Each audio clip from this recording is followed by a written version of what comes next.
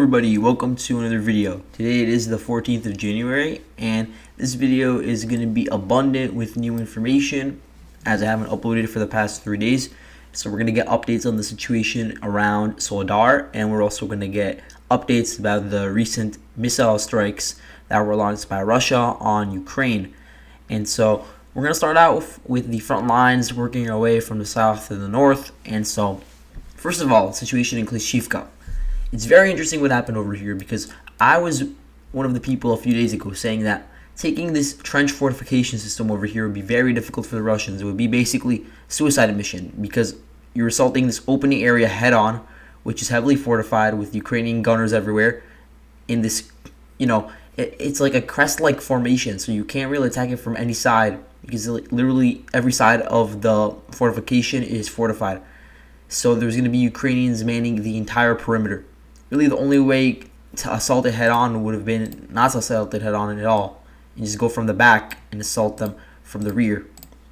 But it seems like the Russians were able to overrun the Ukrainian fortifications over here, and perhaps this is because the Ukrainians withdrew, which is something that I said is a possibility, that maybe they just leave willingly due to the fact that they're so overextended given the recent situation in Solidar, where they've had to send a lot of troops to Solidar to try, at least in a way, to create a new front line to stabilize the situation over there. And we could get in later to how that's going on, but either way, it is undeniable that at least some of the units in places like Klishchiivka or in Bahamut have been moved into Solidar, because that's the most pressing part of the front line. And another issue for whatever garrison would be stationed over here is that it's very difficult to resupply them, because sure, you have these roads over here. You have one road from Klishchiivka, which is basically under Russian control right now, so you can't go through that. You have this bush line over here, which is probably under Russian fire control, and then you have this road from Ivanivske, which could lead to the fortification. But again, it's a very narrow road, and it doesn't even connect that much to the fortifications. You have to cross through these open fields, which again could be fired upon by the Russian artillery, and the Russians do have an advantage in artillery in this area. And so for all those reasons, it is possible that Ukraine just had to abandon the positions before they became totally untenable and they would be overran. There are some other Ukrainian fortifications over here that I found. I'm sure there are some others that were added in recently. I just can't see them on this satellite imagery, but I'm sure that they are present somewhere. So you see how I have them marked up. There's many different Ukrainian fortifications in this area. They're usually centered around bushes. They sometimes have this shape of a square, where the entire perimeter is basically fortified and manned by Ukrainian troops. And the issue is that now that the Ukrainians have abandoned this main stronghold over here, the Russians, they are in a very good position to flank Klishchiivka. So the southern flank was what was really holding back the Russian flanking in this area, because they couldn't really get a good stronghold over here to conduct the two-pronged attack. But now that this fortification has fallen, there isn't much Ukrainian resistance in this area. The next fortification is up here. So the Russians could pretty easily advance all the way up to here, and then they can work in tandem with the Russian grouping, which is in northern Klishchiivka, which already has a foothold in the northern parts of the town and in the train station. And then they could go around in this pincer maneuver, and they would be able to even bypass first of all the town, but also the trench fortification system to the northwest of the town. And I'm sure that there's a pretty sizable Ukrainian garrison in that area, because we do have some units from 3 different brigades stationed in here, and a lot of them are probably being moved to this area right now to make sure that if the town of Klishchiivka falls, the trenches could be fortified. But those could be overran if the Russians are able to conduct this pincer maneuver, which they now could potentially do. We've even seen maps like the Deep State map confirm that Russia has control of this certain area. And so it's really not looking good for Klishchiivka. There's really only one road that is supplying Klishchiivka. Again, very narrow. It is now being bombarded by the Russians, and so the situation is not good. They may just have to retreat to the trench line over here and prevent any sort of Russian flanking, and that might be their best bet, or they would have to retreat all the way back to Ivanivske, which would be very risky because if the Russians continue with their momentum, they would be able to take the town of Ivanivske, and then really the road between Chasiv Yar and Konstantinivka and Bakhmut would be cut. There's one road to the north of the Ivanivske road which could still be used, and it's really the most reliable road at the moment. It's this one over here, the 005061. So this is really the one that I think the Ukrainians are going to be using the most as we go forward, because the Russians are not that close to it. They can't really fire on that road as much as they can on the northern and the western ones. And so I want to actually go to Google Maps or Google Earth for a second and show you guys the situation over here. You can see how, in terms of elevation, Klishivka is on a relatively low elevation, and that the area directly to the west of it is on a pretty high elevation area. And that's where the Ukrainians set up their trench systems. They set them up on these higher elevation areas in order to prevent a head-on assault.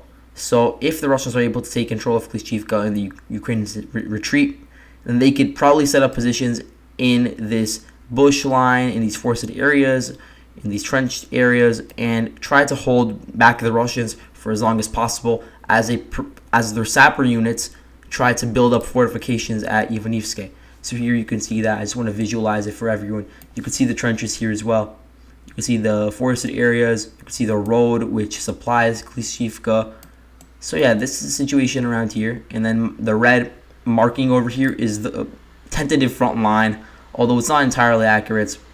But anyway, let's go back to the situation in Solidar. But before that, we're going to go to the situation in Bahamut. Opitny, it's been under Russian control for a while now, but the official announcement by the DPR and by a lot of mainstream Russian sources has been on January 11th. That's when they said that they took full control of the town, but it was under their control beforehand. Seems like they were just announcing it later on as sort of a PR victory. But yeah, that it is under their full control. No real changes since then. I did make some changes to the map over here in Bakhmut. The Wagner group and the Russian forces in this area, they were able to take over another block of land over here. And this road, it is called Kotsin-Binsoko Street, if I'm saying that correctly. And now the fighting in this area has shifted towards another one of these streets over here. So you can see this one is called Ivana Franka Street. So the fighting is really just raging over here.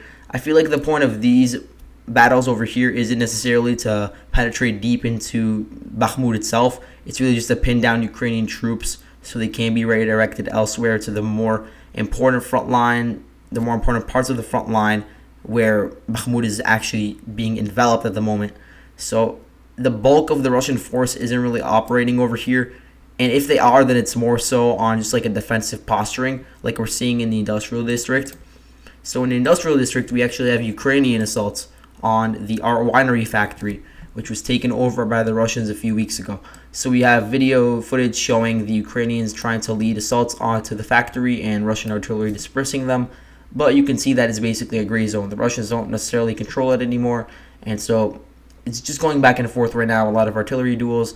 But it doesn't seem like the Ukrainians are able to push back the Russians. But at least for the moment, it's able to prevent a Russian advance in this certain area. So no, we haven't really seen much of a Russian advance in this certain sector for a while now. The same cannot be said about the situation around Parasokivka and Krasnohora, where the Russians have been making gains in the past few days. So they use their positions on this higher elevated area, these forested hills, to take over some of the plains that are adjacent to the Bakhmutovka River. So now you can see that the line of contact is around the river. It's a very narrow river, so the Russians have probably started crossing it already. It's not much of an issue, and so they're already probing the Ukrainian line at Parasokivka, and they've penetrated deep into Krasnohora, taking over much of the town, especially this orchard area over here.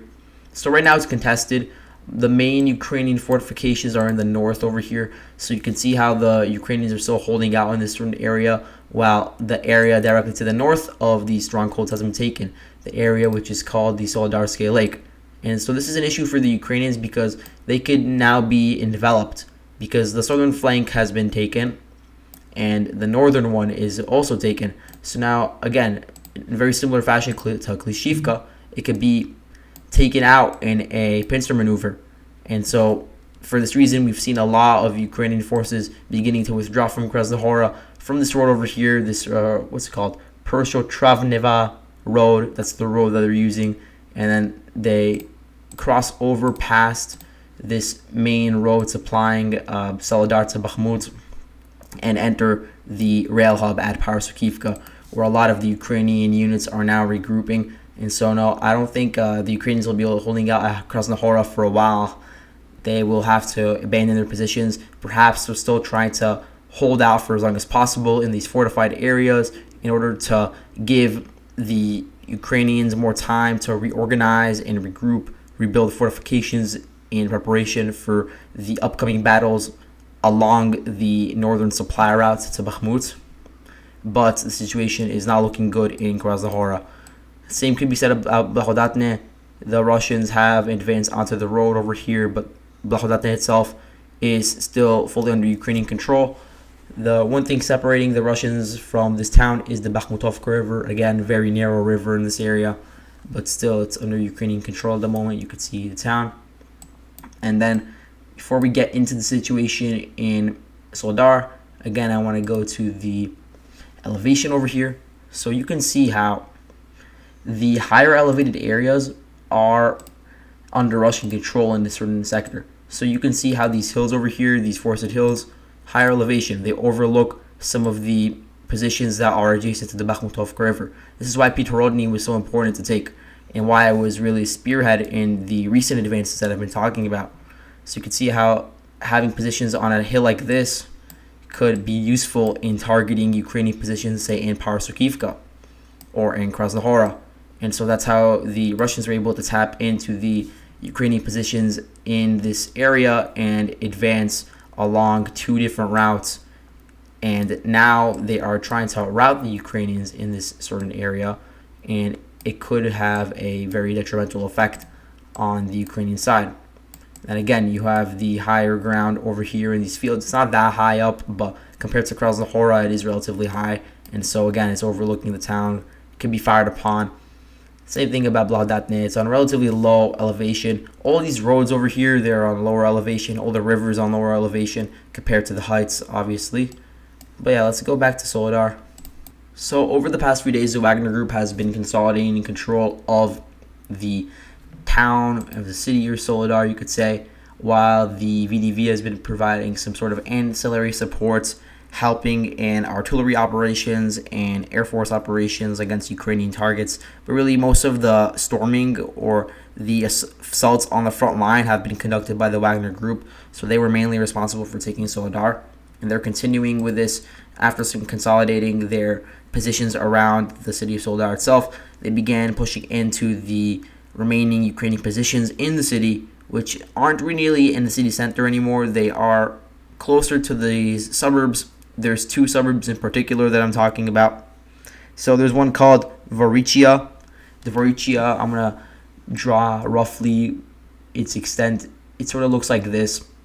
So Russia was able to enter parts of it starting on, I think it was January 10th. So over the past 4 days, they've been just steadily taking over parts of it.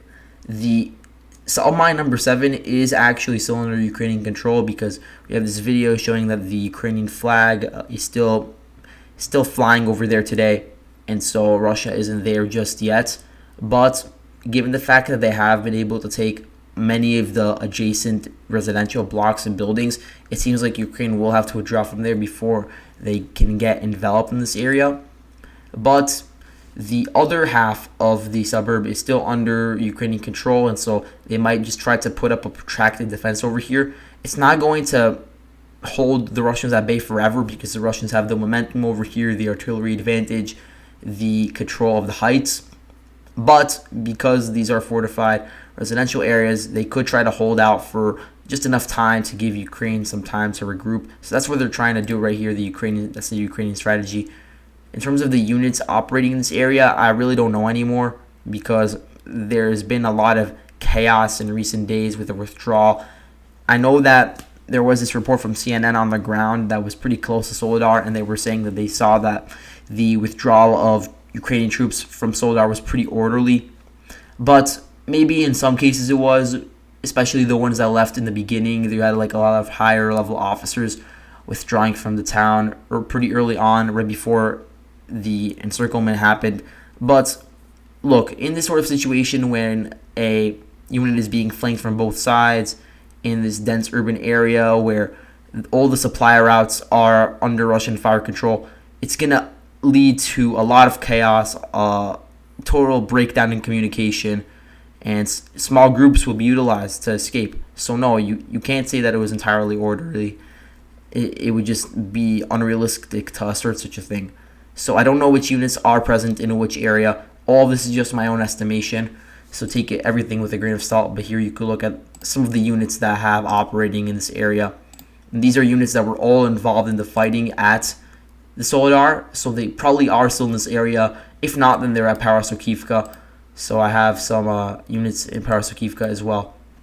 But anyway, another satellite town of Solidar is called Sil. This is really the northernmost part of Solidar. It's not really connected to the city center. This is really centered around the train station.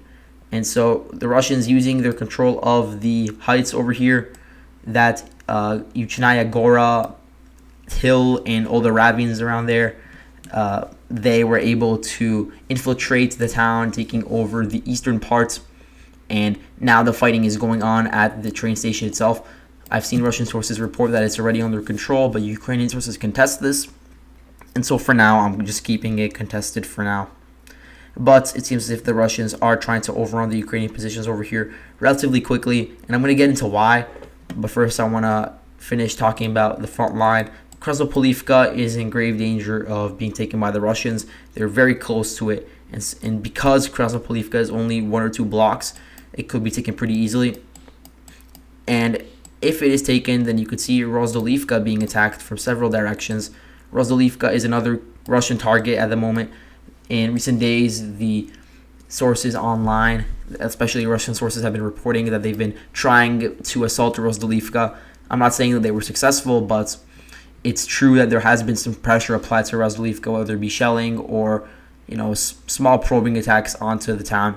And so that's indicating that the Russians want to try to break through the Seversk road and try to encircle the Ukrainian formations in Seversk, or at least force them to leave their positions in this area.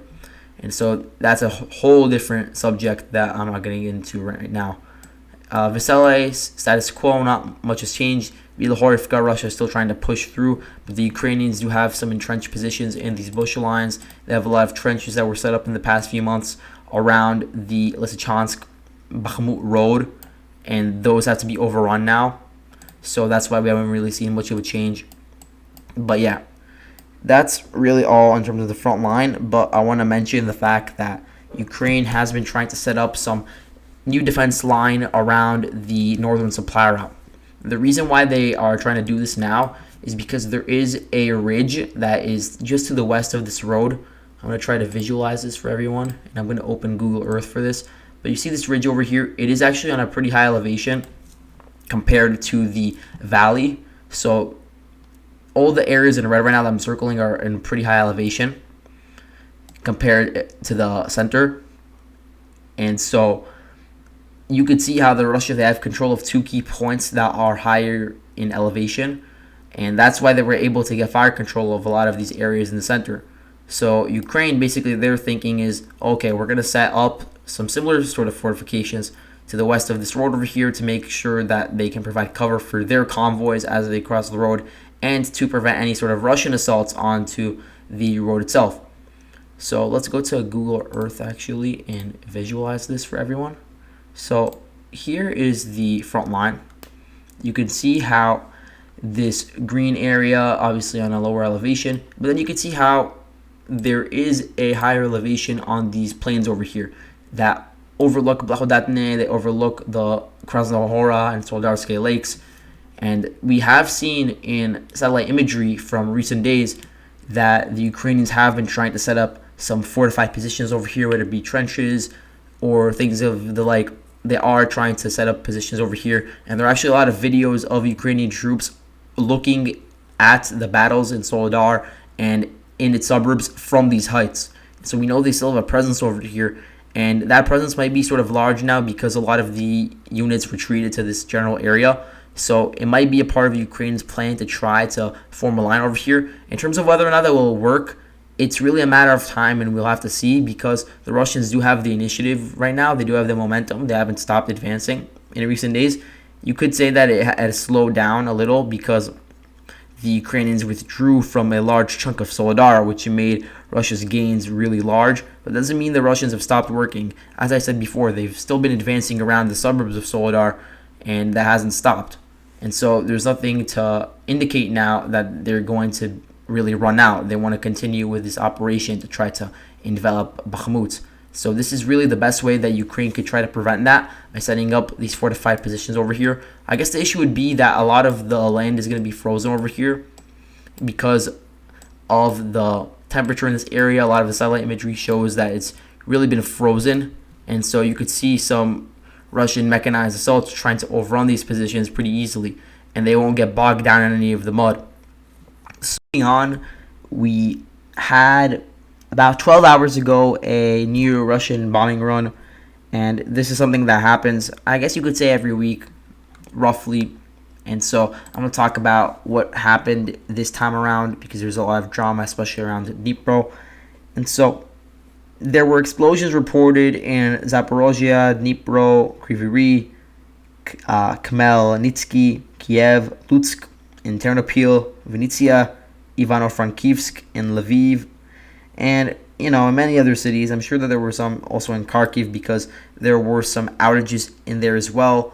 Odessa was not mentioned to my knowledge. I think Zhytomyr was also mentioned though, and I think that the city of Cherkasy and Kremenchuk, they were also mentioned. So basically all the big cities were mentioned. This could be because of the fact that a lot of the energy systems are interconnected, and so if the grid goes down in one area, it could have a sort of butterfly effect on the neighboring regions, and so then all of them get lumped together. So it's not necessarily that Russia launched strikes on every single major city, but either way, every single major city was affected by the strikes. Even if it wasn't from the energy grid going down, it could be because of rolling blackouts that Ukraine does conduct now regularly in order to preserve energy.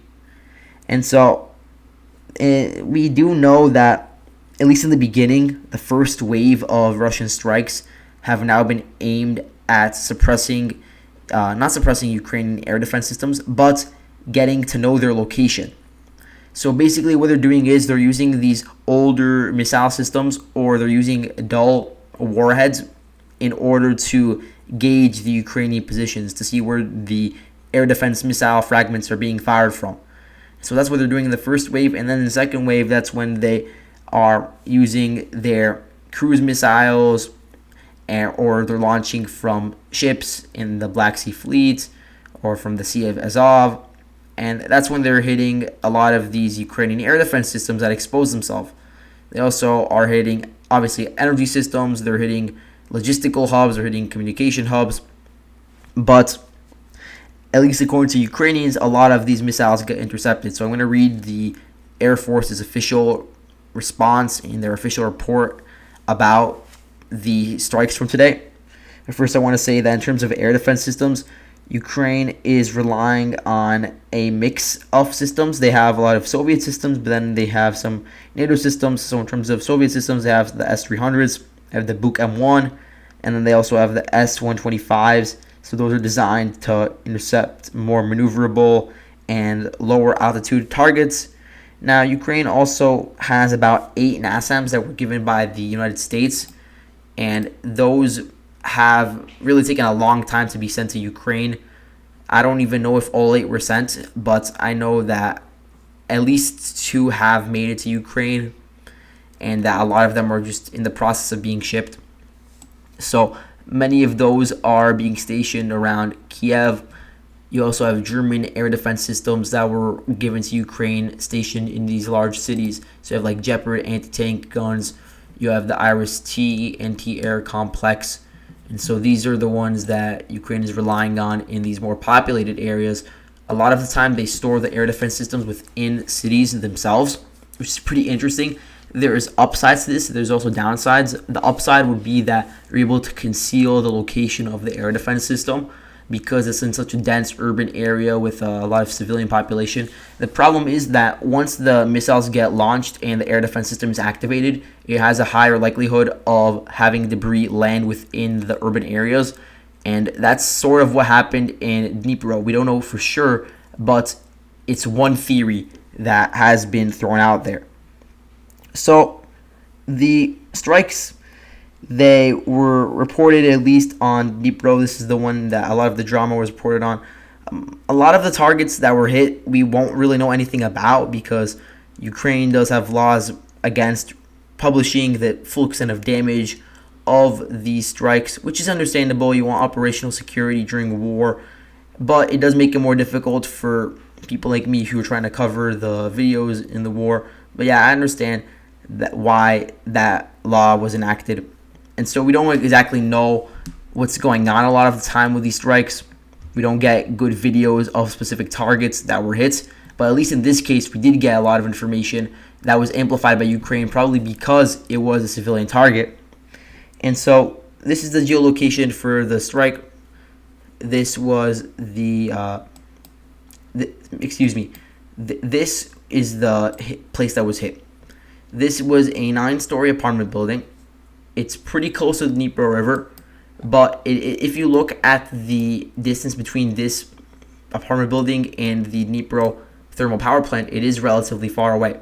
I measured it. It was about 2 miles, which is about 3,200 meters. So that is really far away. But basically, what the narrative is, at least from the Ukrainian side, and I haven't really seen the Russian side dispute these numbers, is that there was a Kh-22 strike aimed at Dnipro, and that for whatever reason, for whatever fragment, either way, the end result of that strike was that there was ammunition that landed in the apartment building that caused stories 2 to 9 to collapse, which caused dozens of people, dozens of civilians to be under the rubble. So you have the Ukrainian services over here, first responders, trying to get out as many people as possible. In terms of damage done, there were 37 people rescued, 64 people injured, and then at least 12 dead, although I expect many more dead to be found under the rubble because of the fact that a lot of the stories, they just caved in on each other and just collapsed. So even if the strike didn't kill people, the collapse of the building probably did. And so now there's a lot of blame being thrown out about who was responsible for this. It's sort of similar to some of the other incidents we had in the war, like the Kremenchuk mall strike from June. And so there actually is a similarity between this strike and the one on Kremenchuk. In both cases, a Kh-22 was used. So the Kh-22, it's a Soviet missile, and it's from the Soviet era. It's relatively large and it has a very powerful warhead, and it could be used in pretty high altitudes, and it's usually used as an anti-ship missile. Interestingly, it is very inaccurate though. That's the issue. And according to the Ukrainian Air Force, it could be off by hundreds of meters. And so the theory is, at least from a lot of the Ukrainian side that I've seen, is that it may have been hitting some other target in Dnipro, and then by accident it hit this place and it caused all the collateral damage. So that's one thing I've seen. The reason why I was talking about the thermal power plant is because the most likely target they'd hit is the thermal power plant, because they've tried hitting before, and during these strikes they tried to hit other power plants elsewhere in Kiev or in Kharkiv. So it makes sense for them to hit the thermal power plant. And it's also possible that they hit some other targets, or perhaps like this Center for Monitoring, Technical Support, and Repair of Communications Facilities. But that's even farther away from the apartment. Either way, the Ukrainian Air Force said a few hundred meters is really the range of error for this fragment. And if you look, the thermal power plant is 3,200 meters away from the apartment. So that's very interesting. And you could say it's a bit of an inconsistency. Now, what the Russians are alleging is that there was an air defense system of the Ukrainians that was able to intercept the Kh-22 missile, and then the debris of that missile fell onto the apartment building and caused all of that damage. Now, that's also possible because Ukraine does have air defense systems stored in these cities, as I said before, and so it could lead to some collateral damage. We also know that the advisor to the president of Ukraine, Alexei Arestovich, did say that this was the story of what happened, although I will add that the Air Force of Ukraine rebuffed his statement and said that they had never before intercepted a Kh-22 missile. The thing is, though, on December 16th, they did announce in a post that they had intercepted some, I think it was one Kh-22 missile. It might have been more, but they did intercept at least one Kh-22 missile on December 16th. And I think that they said it was around the Odessa region. So that also seems like a bit of an inconsistency. Now, I'm not trying to insinuate anything. You could believe what you want about the situation, but I'm just laying out the facts as they stand. And so either way, we know the end result is that there was a huge amount of civilian casualties, which is tragic in any war. But I think that it's bound to happen in these certain situations. There's going to be collateral damage, and it's just brutal. It's horrible for all the civilians involved in the situation. But yeah, that's really it in terms of what happened in Ukraine today. So thank you guys for watching. I'll see you guys later.